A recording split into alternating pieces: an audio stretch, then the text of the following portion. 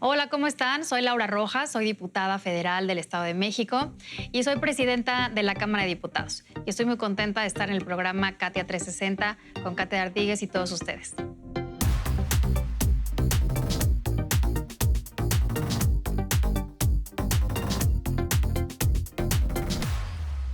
Laura Angélica Rojas Hernández, eres la primera mujer que va a ser la presidenta del Congreso, de la Cámara de Diputados, por un año. En un contexto en el que además tenemos presidenta en la Cámara de Senadores y presidenta en la Cámara de Diputados. ¿Cómo se vive esto en el 2019?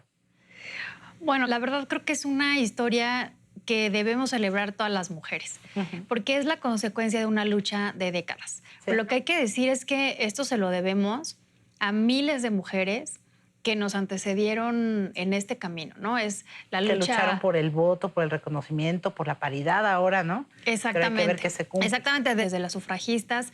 Y yo siempre digo, es la historia de la lucha de nuestras abuelas, de nuestras madres, de nuestras hermanas, de nosotras mismas, porque pues han sido 50, 60 años de lucha por el reconocimiento de los derechos políticos de las mujeres. Y entonces tenemos por primera vez en la historia una legislatura que está conformada prácticamente de manera igual, casi 50-50 hombres y mujeres, tanto en el Senado como en la Cámara de Diputados. Y por eso es que en gran medida tenemos una presidenta en el Senado y una presidenta en la Cámara de Diputados. Entonces, realmente es un momento histórico y de lo que se trata ahora es que esa representación de mujeres en ambas cámaras y en la presidencia de las dos cámaras se vea traducida en mayores beneficios, sí para las mujeres en términos de legislación y de políticas públicas, pero al final del día de lo que se trata es de que sea un beneficio de la sociedad en su conjunto, porque en la medida en que construyamos una sociedad igualitaria, que de eso se trata, de emparejar la cancha entre mujeres y hombres en los distintos temas por los que hemos luchado, pues en esa medida vamos a tener sociedades menos violentas, sociedades más justas, sociedades, parejas más felices. Se trata y no mujeres solamente más de las relajadas, mujeres. ¿no? En la Exacto. medida en que los hombres también participen más en el hogar, que es un reto. Exactamente. O sea, no es solamente para nosotras, para ocupar un asiento, sino para que esa posición de poder visibilice y resuelva estos problemas de desigualdad que aún existen. Ahora, ¿quién eres, Laura? O sea, me queda claro que eres mexiquense, tienes 43 años, panista de muchos años, eres madre, tienes un hijo de 15 años. Sí. ¿Pero qué dirías que te define?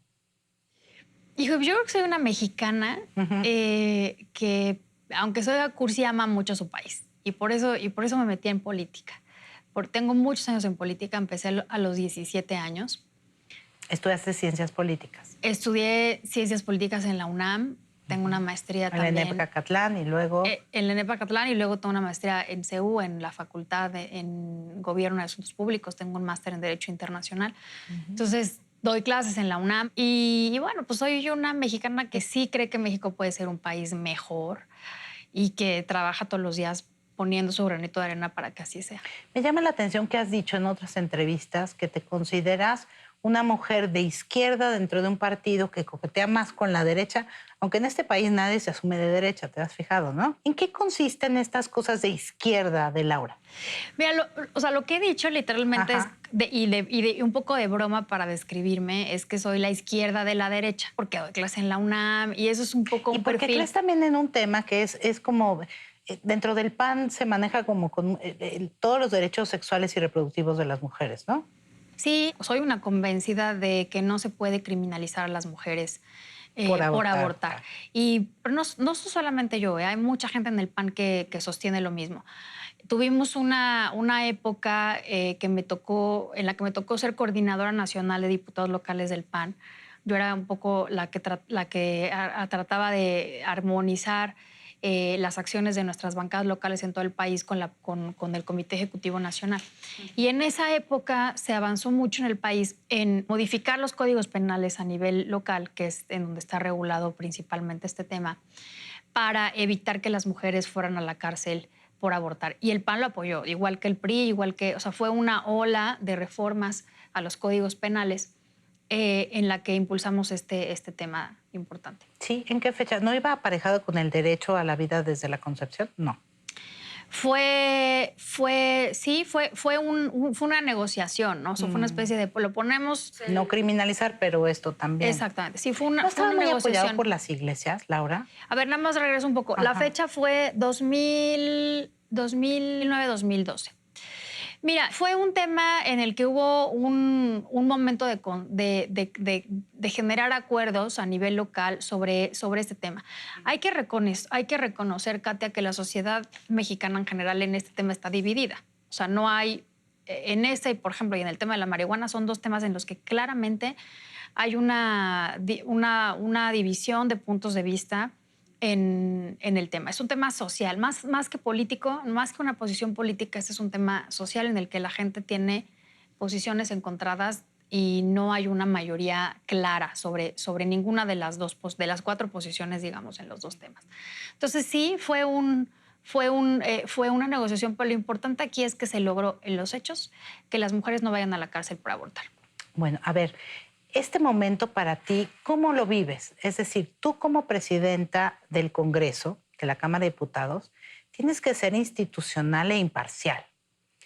¿No te muerdes la lengua a veces, Laura? Yo te veía en la discusión que hicieron en la sede alterna, que fue un caos, ¿no? Coincidirás, el tema del presupuesto 2020, que la Cámara estaba tomada, tú ya habías hecho negociaciones y saliste a la calle con los campesinos, etcétera, pero finalmente no se logró y fuiste la única de tu partido que estaba ahí porque el resto de la bancada se fue. ¿Cómo se vive en esos momentos? Mira, por supuesto fue una decisión complicada, o sea, compleja a nivel personal, o sea, que tu bancada, que tu partido tome una decisión.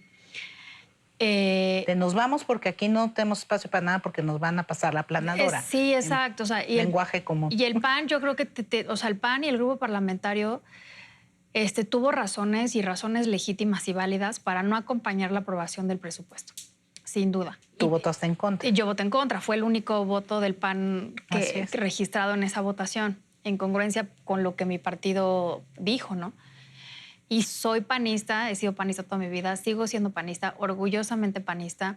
Creo en lo que dice mi partido y creo en la lucha de oposición que está dando mi partido, pero al mismo tiempo soy la presidenta de la Cámara de Diputados. Así es. Y fui electa por 8 grupos parlamentarios. Fui propuesta por mi partido, lo cual agradezco y valoro muchísimo, pero al mismo tiempo, o sea, el derecho de proponer lo tenía o lo tuvo el PAN, pero al mismo tiempo fui votada por otros 7 grupos parlamentarios. Tienes que representar a todos, ese es el chiste.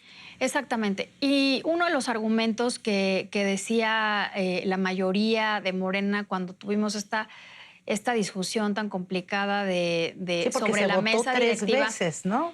Se votó 3 veces e intentaron cambiar la ley para que el PAN no presidiera. Y lo que ellos decían es que no podemos darle la mesa directiva al PAN porque no coinciden con el proyecto de la Cuarta Transformación y nos van a estar bloqueando y nos van a estar obstaculizando desde esa posición y no podemos. Y nosotros lo que dijimos es, sí podemos, porque sí entendemos que la posición de la presidencia de la Cámara es una posición institucional que tiene que, como lo dice la ley, que expresa la unidad de la Cámara y que en ese sentido va a haber una separación. Persona, puesto. Frente a ideas que yo misma tengo como política, como mexicana, como panista. Pero al mismo tiempo te digo, tengo muy claro que yo fui electa por 8 bancadas y que yo tengo que responder en estos 8 meses, o sea, tampoco es o sea, es solo un año, digamos. Claro. Son 8 meses que restan del año legislativo y que yo tengo que responder a ese compromiso institucional de que la Cámara funcione. Ahora, ¿cómo ves como presidenta del Congreso este momento del Poder Legislativo frente a un Ejecutivo tan poderoso? Sí, yo creo que sí hay espacio para desde la institucionalidad poder decir ideas, ¿no? O plantear propuestas. Y lo he hecho, por ejemplo, en 2 temas muy concretos.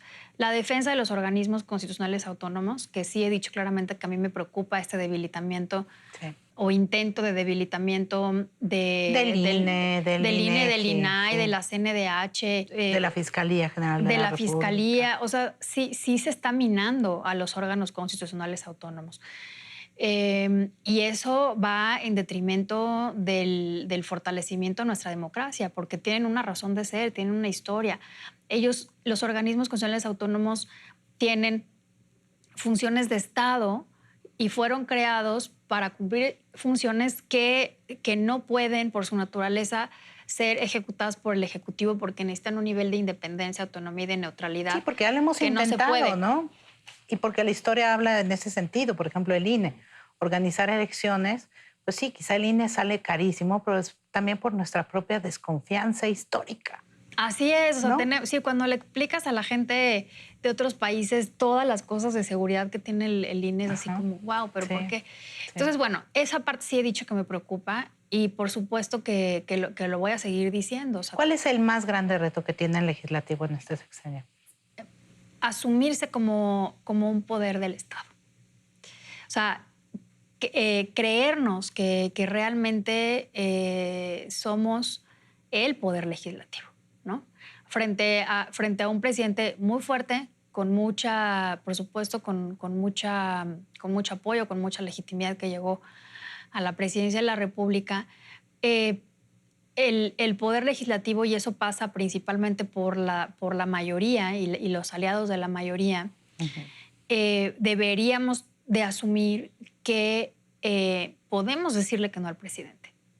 Incluso la Unión Interparlamentaria, en su último informe mundial sobre los parlamentos, detecta ese como el principal problema o reto de los parlamentos a nivel mundial, que es que las mayorías, si bien tienen esta vocación natural de acompañar la agenda de su presidente o de su primer ministro, lo que sea, al mismo tiempo no podemos olvidar que el poder legislativo se creó y tiene la función primigenia de ser un contrapeso al poder ejecutivo y de ser el órgano en donde está representada la voluntad y la soberanía popular, y por lo tanto tenemos todo el derecho y la obligación de llamar a cuentas. Claro. Laura, muchísimas gracias por venir, que no sea la última vez, porque en verdad creo que tu presidencia va a tener muchas reflexiones que hacer. Gracias, Katia. Pues muchas gracias. Mucho gusto. No se vayan de más de esta entrevista con Laura Rojas y como siempre los espero en Facebook y en Twitter.